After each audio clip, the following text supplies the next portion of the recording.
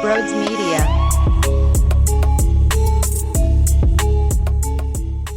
I have an opinion that might not be like the rest of Flyers fans, and I really want to get this off my chest, and I'm excited to talk about what we just heard from Chuck Fletcher and Dave Scott. Not that I'm happy we're here, but just in terms of, talking through this and seeing the state of the franchise, I want to see how this goes with everybody out there. With that, if you are new to the channel, make sure you hit that subscribe button, hit that thumbs up button as well. I greatly appreciate all of your support. If you are looking to buy tickets to go to any event, the Sixers are going through a homestand. The Flyers will be shortly, and I get it, they're annoying, but you can use the promo code BROADS at SeatGeek's checkout page for $20 off. So those fees that you get hit with at the end, forget about it. I have it covered for you. Promo code BROADS. It's a no-brainer. Get yourself in those seats very soon. Lastly, TikTok at Broads Media. We're incorporating some fun things over on that app. It's a good app. Check it out. Hit the follow button. With that being said, enjoy the show. All right, what is going on, everyone? Welcome on into Sports Talk with Bros. This is somewhat of an emergency pod, considering the Flyers don't get a lot of conversation on the channel much more. That's what happens when you lose 13 straight games after you already went through a sequence of losing 10 straight games. And I do know that we are very frustrated at this very moment. And look, if the Philadelphia Flyers went down the path of, we're going to blow this thing up and restart and strip it all down and build from the bottom and really kind of grind our way back to the top, then fine, I can get behind that. But when you analyze where their roster is right now, Sean Couturier, Kevin Hayes, Joel Farabee, it's not as easy as you think it is to make that move where you can just get rid of the entire roster. Therefore, when I hear Dave Scott and I hear Chuck Fletcher, who spoke to the media today, discuss that they do have some players to build around, they are not wrong.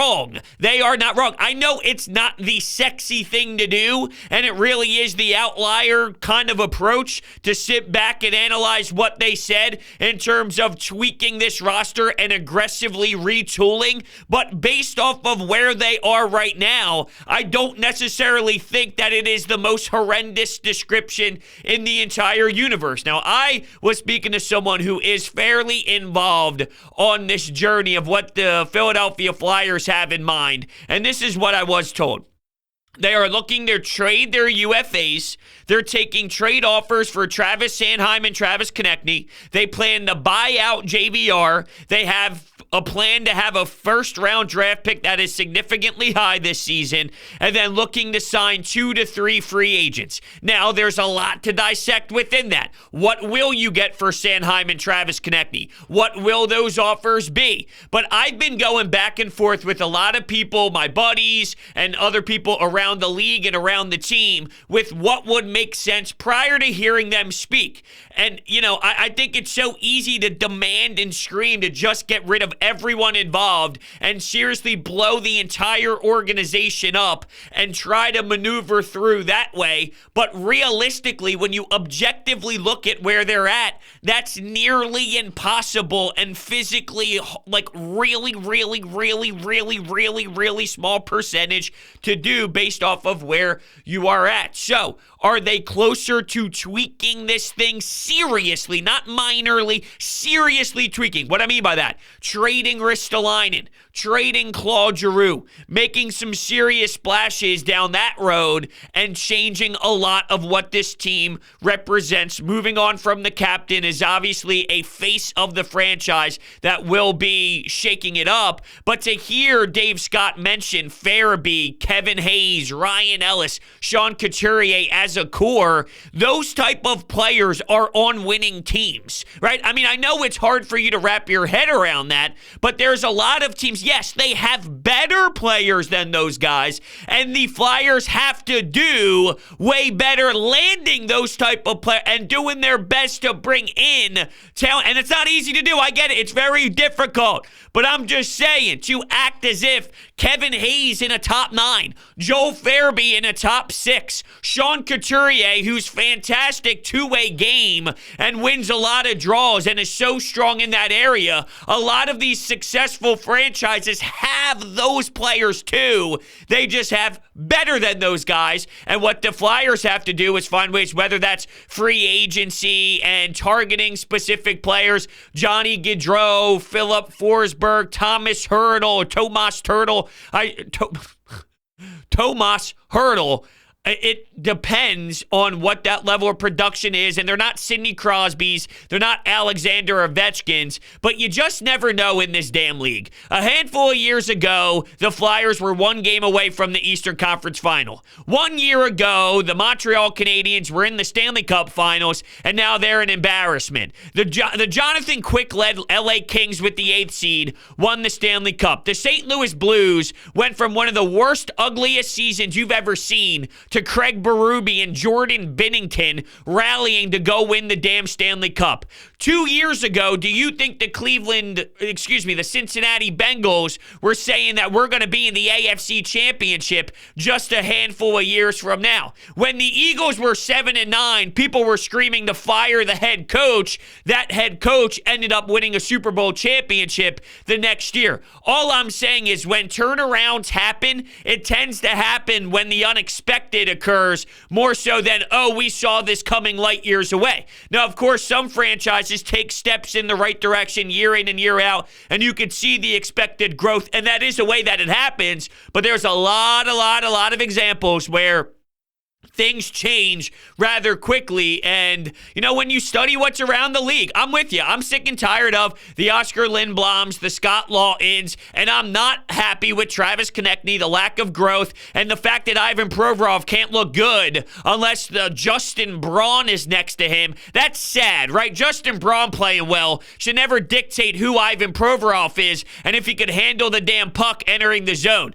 This power play unit makes me want to vomit, and there's too much talent on this roster for them to mess up setting up the power play in the offensive zone.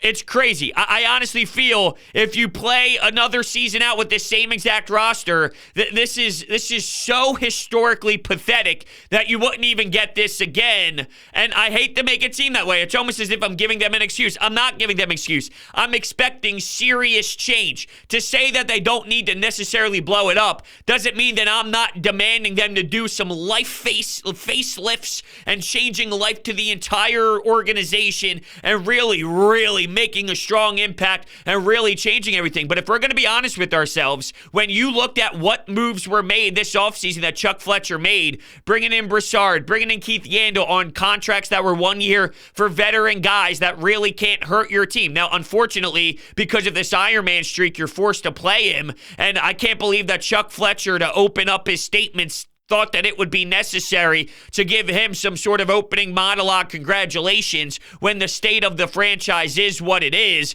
I'm happier with Dave Scott going down the path of we're frustrated, we're not happy, and he let his emotions fly, letting them know that this is not okay. But my thing too is, the reaction of Chuck Fletcher and Dave Scott and what they did was them getting mocked. And what were your expectations heading into this? I tweeted this last night before we saw any sort of quotes and we heard any sort of tone, right? What could they possibly say other than this is not okay and we're not happy with where we're at? What did you think was going to be mentioned? They were going to throw the entire roster underneath the bus right now with half the season left to play and say they all stink, they all blow, we're getting rid of every single individual in this organization because they're not getting the job done, because that's not a message that's going to be sent. So based off of the process of elimination and using brain cells on what they possibly would say, this was basically it. So I don't get the instant reaction of, oh, this guy's a clown and this guy's foolish. This should have been what you thought were going to be the statements involved. The only other thing that possibly could have happened, and this is based off of Chuck Fletcher's experience in the past and him openly admitting that last year was so brutal for him and he couldn't really handle it. It got to him. It got to him hard. Did it get so toxic one once again that he no longer can deal with it and he had to take a step down. But that percentage was so minor, I never truly thought that that would seriously be in play. And that's why we got my secondary thought, or really was my first thought. The stepping down was my second one. We got the first thought, which was, hey, we're not okay with where we're at. Well, thank you very much. I know it's not the popular opinion. I get it. But, you know, when you analyze this team, whether you want to admit it or not, I get it. The mesh has been wrong. There's a reason why that around the NHL, they're popping with storylines of this is the most absurd thing we've ever seen, because it doesn't really make sense based off of their roster. Now, keep in mind, Kevin Hayes, Sean Couturier, Ryan Ellis, these players haven't been on the ice. You're playing with Gardner Minshew, whatever the hell the kid's name is, Mayhew out there, right, who scored a nice bingo the other night. You're playing with some of these guys. You have to utilize your seventh defenseman, Nick Seeler, at your wing. I mean, that's how bad it has gotten. That's how unavailable some of these players have been. Now, keep in mind, that's not an excuse, because they were losing a lot of hockey games with their stronger players on the ice. There's no doubt about it. But you never really fully got to see what the team was capable of doing. And then you say, well, that's Chuck Fletcher's fault for getting Ryan Ellis. Well, not really, because Nolan Patrick blows and Phil Myers stinks, and you didn't give up anything significant to make that trade. It could possibly work out where nobody ends up winning the trade and everybody somewhat fails, but I would make that trade $9 billion out of $9 billion times and take that shot on Ryan Ellis with his contract being with his cap hit and him being a bit nicked up right now. Where my problem lies is what I'm hearing about where this organization is with medicine and training staff, and knowing that they've been with one core group of people for so long. Are they up with the times on where medicine should be? Is there a correlation with some of these guys coming back, getting re-injured, and some of these players not being back on the ice and where they should be yet because of the way that things are being handled off the ice? And I'm hearing that, you know, based off of some of these people who have been with this organization for so damn long, they're not willing to commit to what some of this new medicine is like and some of these new approaches are like. And that's why these players are not available the way that we would like them to be throughout the season. So there is a correlation with some of these players being older, though. Kevin Hayes, Ryan Ellis, Sean Couturier, right? They have a lot of miles on the tires, and are they simply just breaking down? It's fair to wonder that, but, you know, just like anything in sports, I've seen players that can't stay healthy and then eventually do. I've seen Steven Stamkos go through his bad spurts, and then I've seen players like Sidney Crosby go through his, and then he comes back and goes for a run and has a nice sequence of a handful of years where he's able to stay healthy and really produce for their respected organizations and their team. So, you know, I don't want to say it's luck versus unlucky. Some guys are more fragile than others, but I'm not going to write everybody off who's age 30, because I've seen plenty of guys, Joe Thornton, Joe Pavelski, but there's plenty of guys who play forever at a higher age and at an age that's way more intense than others. And sometimes you just have your stretches of being able to stay consistent on the ice, and then sometimes you go through some battles, and that's what you're witnessing right now. So just to clarify and somewhat summarize where we're at here, I'm not mad at them talking about their core being who they are. They left out Carter Hart, but I don't think that really says much about Carter Hart. It's clear he's around and involved.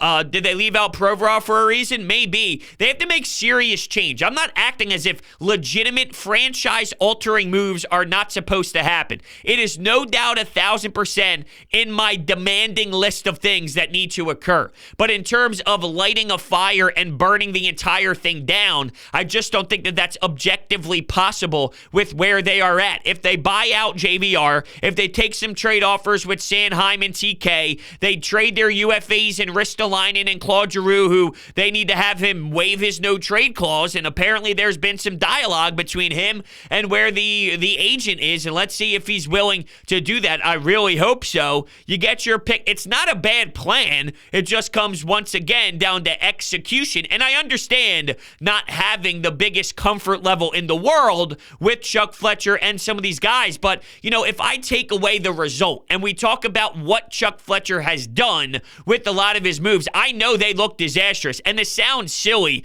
considering where we're at and a historic pace of failure, but we can all agree that nobody saw this coming. And a lot of these moves made a lot of sense at the time.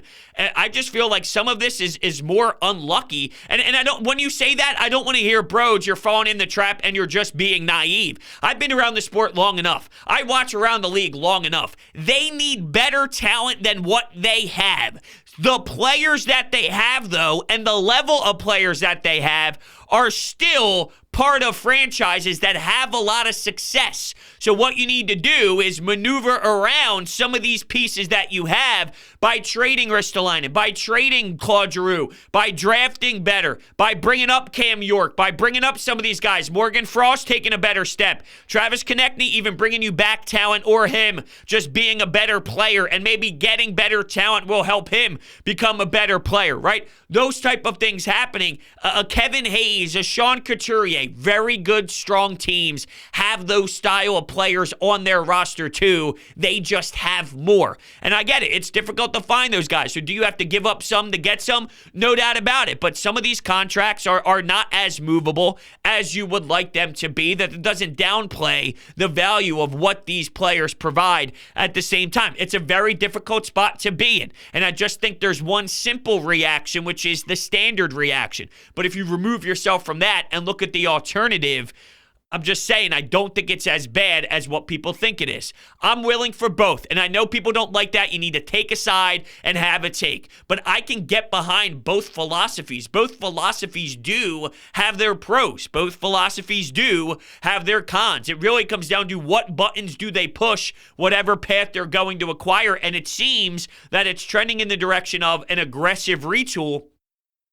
And I don't necessarily think that that is a horrendous thing to do. That doesn't necessarily mean that it's an automatic that they're back to success and back to competing at the highest level in the world.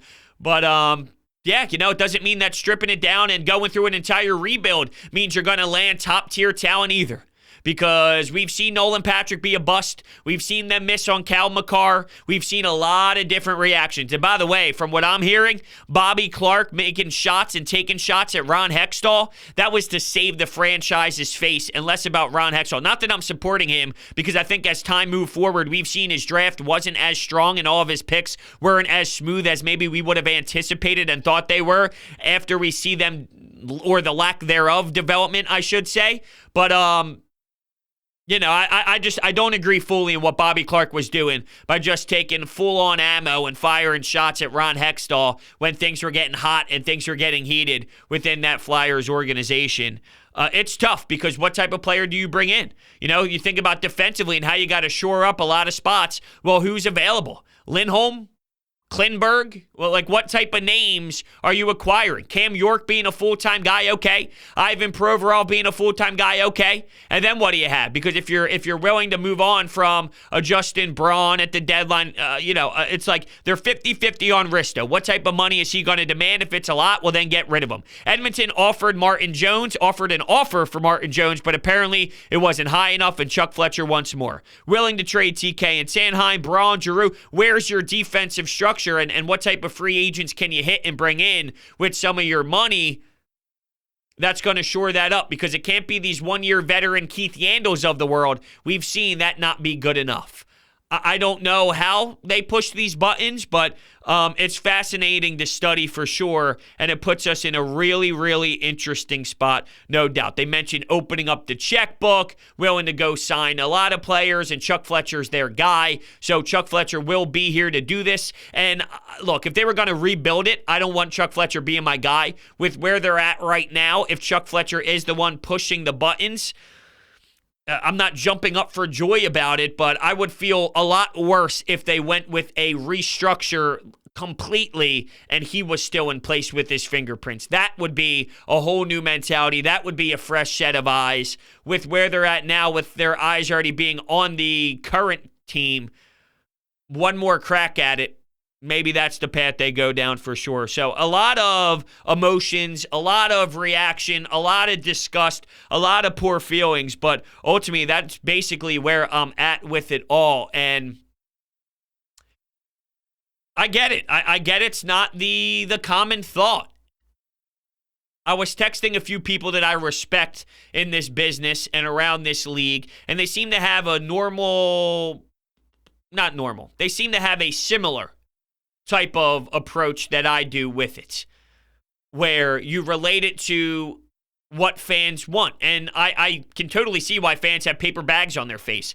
I'm not supporting what we've seen. This is unacceptable, and quite frankly, it has been one of the worst seasons I can remember as a Flyers fan. But there's a difference between knee-jerk reactions, and then there's a difference on really studying and analyze, removing the emotions, look around the league, study where you're at, see your contracts, figure out what's happening surrounding your team, and then digesting it and making a plan from there. And I think that will be a different move than what everybody's screaming for. And that doesn't necessarily mean that it will work out poorly for the Flyers. It doesn't mean it will work out great either. But once again, I stress logic. Does logic make sense prior to the results? Before we see the result, can I get behind your belief and fully understand what you're trying to do? And if it is exactly what I'm hearing, I can get behind the logic there. It might not happen overnight, even though I said change can happen rather quickly. It might be a one-off season into the second, but then the second. See, I'm hearing, oh, they're going to be terrible for 5, 6, 7 years. There's no way in hell they'll figure it out with what they have in their front office right now and who the ownership crew is. And maybe you're right. Maybe you are right. But, I've seen turnarounds in sports a lot quicker than people imagine. And it's hard to see it right now. I'm not telling you I fully believe in everyone involved at the top, but I'm just using the history of sports in general to tell you that more times than not, it happens when it least is expected. And maybe that's because expectations are so low that, we wanted Doug Peterson fired. He wins a Super Bowl. Nick Sirianni's a clown. This Eagles team's going to win 4 games. They won 9 and made the playoffs. Now, they're not a Super Bowl champion, and they have ways to go to get there. But once again, where you are now with the Eagles is significantly different than what people thought when Carson Wentz was traded and when Doug Peterson was fired and when their weapons were what they were in J-Jaw, Jalen Reagor, and Travis Fulgham with that banged-up offensive line. A lot changed within 1 year. The NHL is not the NFL. I'm fully aware, but that's just the way I kind of honestly assess it from more of a distant view, even though I think it's fair to be upset and to not allow for this to happen and to show your feelings on how annoyed you are. I'm not telling you you're not allowed to have those emotions, but these are some serious franchise-altering moves that you can't just take lightly and pretend the only answer is to annihilate this thing and light it up, because there's players here that you are tied to, whether you like it or not. And I will say that when watching this league, a Farabee, a Kevin Hayes, a Sean Couturier, a Ryan Ellis, these aren't bad pieces to have, but it's what do you do surrounding those guys that will dictate who you are as a franchise. And as of right now, they clearly don't have the right people involved, the right head coach, the right top 6 players. And say what you want about Claude Giroux, but I'm not going to tell you that having someone with 900 plus games and almost 900 points is the reason why this team has failed. He has played a role in this. He's also not a bad captain. He's going to be the number 1 player available at the trade deadline. If you're an NHL team that's ready to make a push and you can add Claude Giroux, everyone and their mother is making that phone call to try and add that splash. He's a serious weapon. Everyone has a role when it gets this bad, so no one is escaping the blame, and that's coming from someone who has clearly put a lot of pride in who Claude Giroux is, and I've supported him forever. But at some points, it just is what it is, and it's time to make that decision and move forward. But that's not a knock on him. The reason why this team failed isn't because Claude Giroux has the C. There's 5 billion other reasons why over that. When you got 9-8 goaltenders in one season, there's so many. There's a billion reasons why, and most of it is just a lack of overall talent and the supporting cast never being strong enough, and you're still kind of there right now. You have a decently structured set of players that I just mentioned that play in this league and are on a lot of franchises. It's what can you do surrounding that? And they never were able to do better than Claude Giroux, and that hurt them. Over a long window of time, they couldn't get better than G. It's hard to have someone better than 1,000 games, 1,000 points by the end of his career. That's not an easy task, but it's something that needs to be done. Crosby has Malkin. Alexander Ovechkin has Nicholas Backstrom, John Carlson, and some serious weapons. A lot of these teams have some dogs that can compete with, those great ones. When your next best option is a Couturier and all, that definitely isn't what I'm giving you with some of these other players. But that doesn't mean there's no value in a Sean Couturier, or there's no value in a Joel Farabee, or no value in a Kevin Hayes, because that's silly at the same time. We're going to rock some anytime hotline calls here first.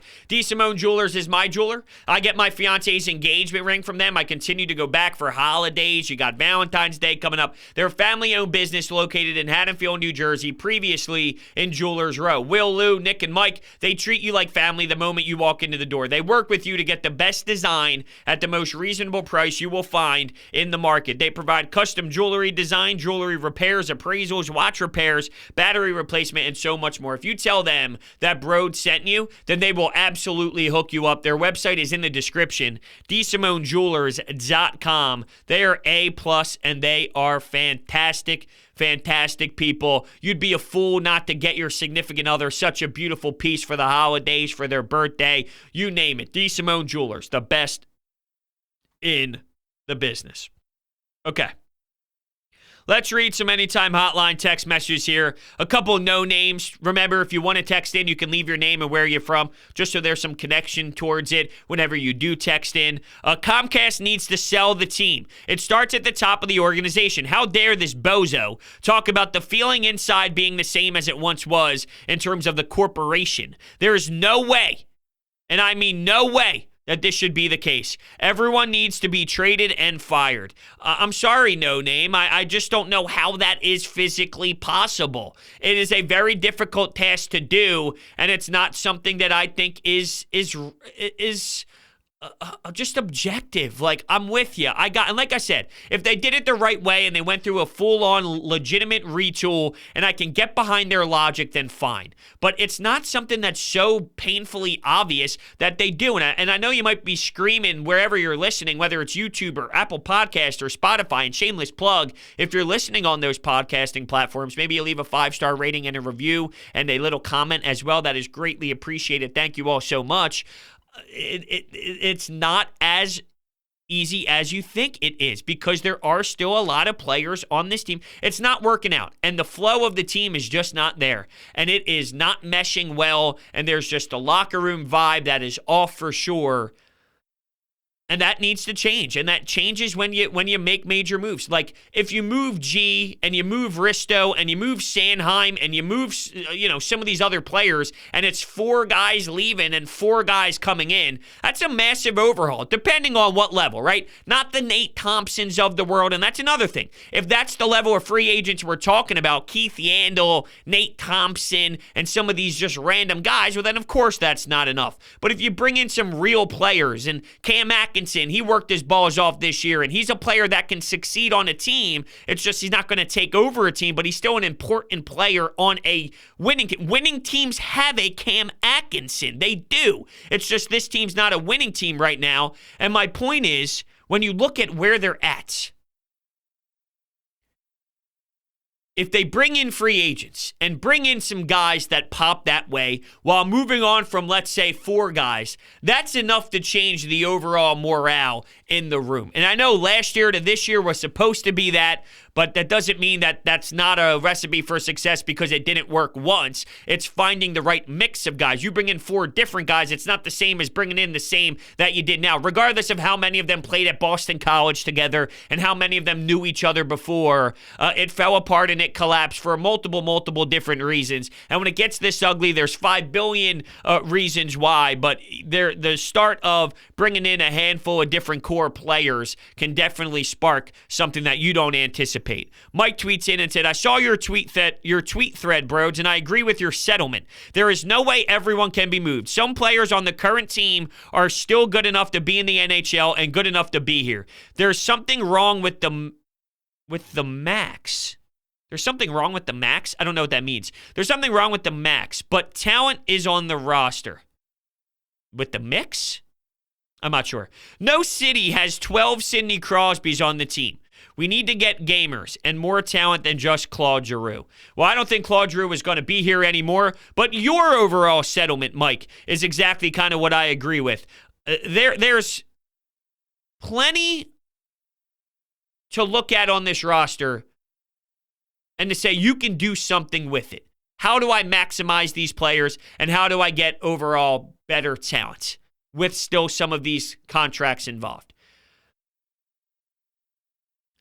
I'm talking, and I realize how crazy that seems within the moment. And that's why you see me pause. That's why you see me look around. And that's why you might hear a deep breath within my tone. Because with where you're standing in this current spot, it sounds foolish and quite frankly idiotic to make some of these assumptions that I'm making. I've just been around sports long enough, and I've seen things occur, and I've watched teams head in a certain direction after you think there's no way in hell that they do. Now, to be fair, I've also seen it continue to go south, and I've seen it blow up in their faces, and I've seen miserable times continue, and it actively just fall.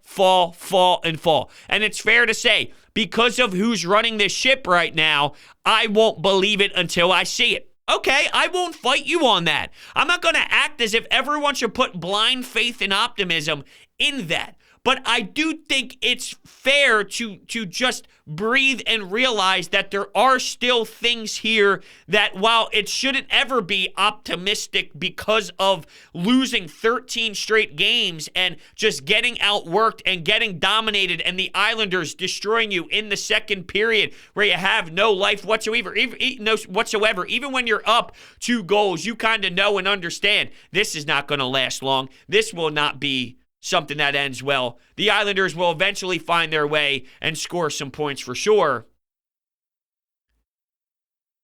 Breathe. I'm sick and tired of mediocrity, Broads. I'm sick and tired of being stuck here. You're good one year, you're bad the next. I want to be the Capitals. I want to be the Penguins. I'm with you. I want to be that too. I want sustained success. I want teams that we head into the season knowing and you feel 1,000% confident that they're going to compete and play in the postseason. It's also pretty ridiculous, though, to see what some of these teams are doing at the top of the Metropolitan. Not the Montreal Canadiens, Jesus. The Carolina Hurricanes and the Pittsburgh Penguins when they go on their win streak. You know, there was just some absurd streaks that happened early on where play and catch-up just added another level of adversity and another level of extreme that makes it even that much harder to get to the ultimate goal. And the last thing I want to do is make it seem like you're in a perfect spot or a beautiful spot. That's not what I'm saying. I want to make sure that that is very clear and make sure that my vocals are being projected into a spot where you recognize that I'm not telling you that there's a rainbow and there's all these sunshining moments to just be super excited about the direction of this team. I'm annoyed and I'm bothered, but it's more fixable in my eyes than what people are giving it credit for. Once again, I know that sounds crazy, but I believe that. Another no-name. Why does Chuck Fletcher deserve the time to fix this mess? He's been here long enough and nothing has worked. Why make Dave Scott, or why, man, what's up with these text messages? Why did Dave Scott feel so confident that he's their guy? I had to makeshift that a bit because there was nothing happening. I get it. You're annoyed, but let's use some grammar so I can read it and not sound like an idiot when I'm trying to read some of these text messages. Thank you very much. If they moved on from Chuck, I'm not mad. If they were going to rebuild and stay with Chuck, I would be mad. If they go down this path and keep Chuck for one more year, We'll see what happens. After that, I'll make my assessment on what they need to do at the general manager position. And that's what I will say on that. With that, I want to thank everybody so much for hanging out with me. Thank you so much for listening to this episode of Sports Talk with Broads if you made it this far. And I will see you next time.